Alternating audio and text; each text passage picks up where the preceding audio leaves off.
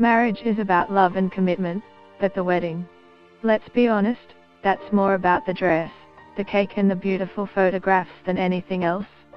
And that's exactly why some women are opting for single weddings, which is, exactly as it sounds, a groom-free, or same-sex spouse-free, wedding a single bride can have for herself.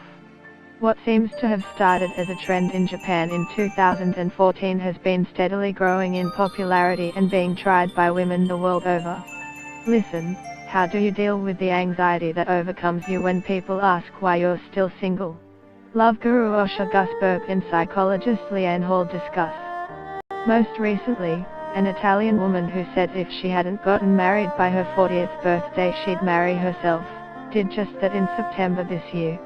Dressed in a white bridal gown, surrounded by dozens of her family and friends, Laura Mizu walked down the aisle solo. Of course, nothing about her wedding ceremony was legally binding, but that didn't stop her from putting on an extravagant celebration, complete with a wedding cake with a tiny figure of her on top. The bride even went on a honeymoon to Egypt by herself, according to Italian newspaper La Repubblica. Far from being sad or desperate, her motivations and the take-home message of the event is one of empowerment.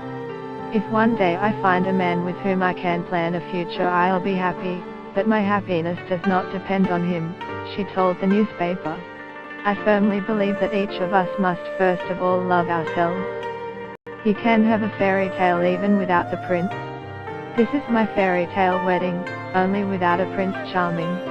And while Mizu went the whole 9 yards of wedding dress trains, with her big day, many other brides are choosing a more low-key version of a solo wedding.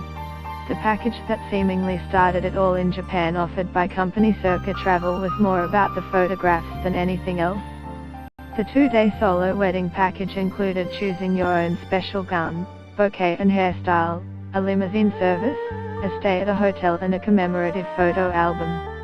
Founder Yukiko Inoue described it as self-esteem boosting experience that young women took up because they didn't know if or when they would be married, but wanted photographs of themselves looking young and beautiful to look back at.